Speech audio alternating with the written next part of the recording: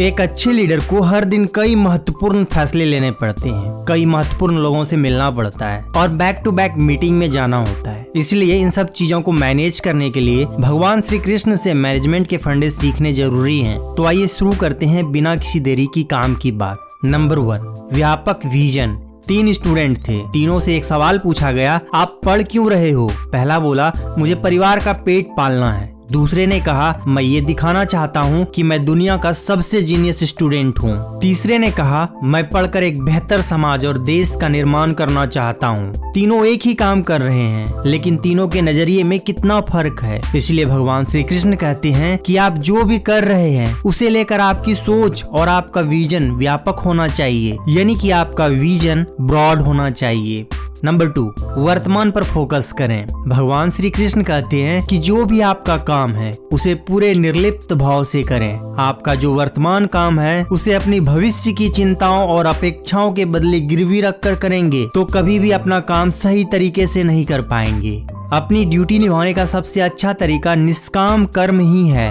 Number 3, positive attitude. Shri Krishna 2 तरह की work culture की बात करते हैं, एक है दैवीय और दूसरी है आसुरी। दैविक कल्चर में जहाँ निडरता, आत्मनियंत्रण, दूसरों की गलतियां न ढूंढना, शांत मन, सज्जनता शामिल होती है, वहीं आसुरी वर्क कल्चर में भ्रम, व्यक्तिगत इच्छाएं और निगेटिविटी होती है। भगवान श्री कृष्ण दैवीय कल्चर पर जोर देते हैं। Number 4, motivation. भगवान श्री कृष्ण खुद तो मोटिवेट रहते हैं और अपने संपर्क में आने वाले दूसरे लोगों को भी मोटिवेटेड रखते हैं, समझाते हैं, ज्ञान देते हैं और जरूरत पड़ने पर डांटते भी हैं। एक अच्छे वक्त की तरह उन्होंने युद्ध के दौरान दुखी हो रहे अर्जुन को अपना कर्म करने के लिए प्रेरित किया और उसमें कामयाबी पाई। नंबर 5, मन पर नियंत्रण।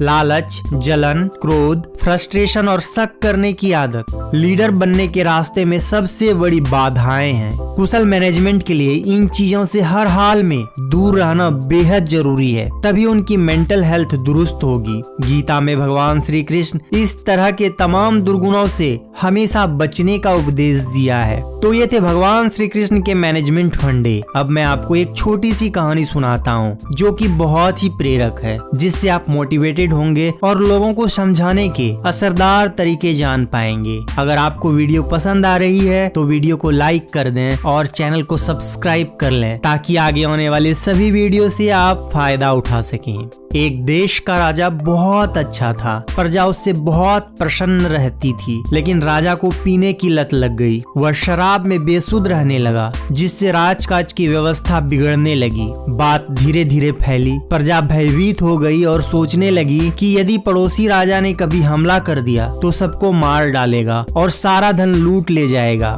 संयोग से एक साधु बाबा घूमते घूमते उस राज्य में आ गए। वहीं उन्होंने अपना डेरा डाल लिया। एक दिन राज्य के कुछ बड़े बूढ़े उनके पास गए और अपनी समस्या बताई। साधु ने सारी बात सुनकर कहा कि अगर आप राजा को बचाना ही चाहते हैं तो मेरे लिए विशाल सभा करवाओ। प्रजा ने मिलकर सभा का आयोजन किया। उसमें कथा कीर्तन के बाद साधु बाबा ने शराब का गुणगान करना शुरू कर दिया और कहा, शराब पीने वाला गीता में दी गई समदर्शन अवस्था को प्राप्त कर लेता है। वह कभी बूढ़ा भी नहीं होता, उसके घर में कोई चोर चोरी भी नहीं कर सकता। बात राजा तक पहुंची तो उसने साधु बाबा को महल में बुलवा लिया और वहीं उनके ठहरने की व्यवस्था करवाई। फिर उसने कहा, महाराज मुझे भी कुछ उपदेश दें ताकि मेरा भी जीवन धन्य हो जाए। साधु बाबा बोले, राजन यह कलयुग है, इसमें हरिनाम बहुत जरूरी है, इसीलिए रोज आप हरिनाम जपा करो। फिर एक थैली में कुछ लकड़ी के मनके और गिलास देते हुए कहा, इसे मैंने सिद्ध कर दिया है, अब शराब इसी गिलास में पीना।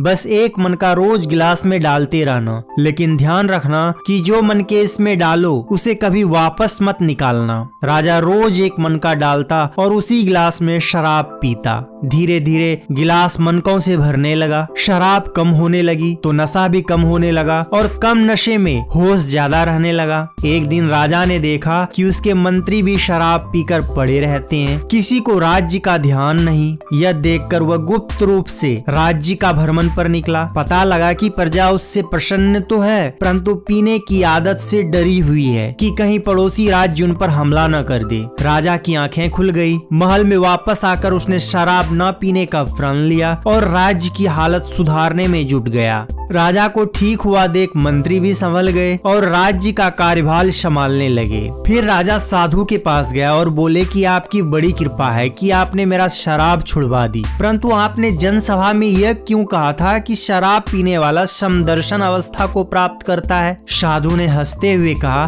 क्योंकि शराब में धुत व्यक्ति को पता ही नहीं चलता कि उसके आसपास क्या हो रहा है। उसका ध्यान तो शराब पीने में लगा होता है। गीता का समदर्शन भी यही है। शराब पीने वाला बूढ़ा भी नहीं होता, क्योंकि वो तो जवानी में ही मर जाता है। शराब पीने वाले के घर चोर भी नहीं आते, क्योंकि वह शराब पीने के लिए घर का सारा सामान पहले ही बेच चुका होता है। जब घर में कुछ बचेगा ही नहीं तो चोर उसके घर में क्यों आएंगे? इस कहानी से हमें यही सीख मिलती है कि दूसरों को समझाने का तरीका सीखकर मुश्किल से मुश्किल या यूं कहें कि असंभव से लगने वाले बात को भी सामने वाले को आसानी से समझा सकते हैं, और यही लीडरशिप का गुरु मंत्र है। दोस्तों, इस वीडियो में बस इतना ही। आपको ये वीडियो कैसी लगे हमें कमेंट करके जरूर बताएं। वीडियो को लाइक करें, शेयर करें और चैनल को सब्सक्राइब कर लें। तो मिलते हैं नेक्स्ट वीडियो में। Thanks for watching. जय हिंद।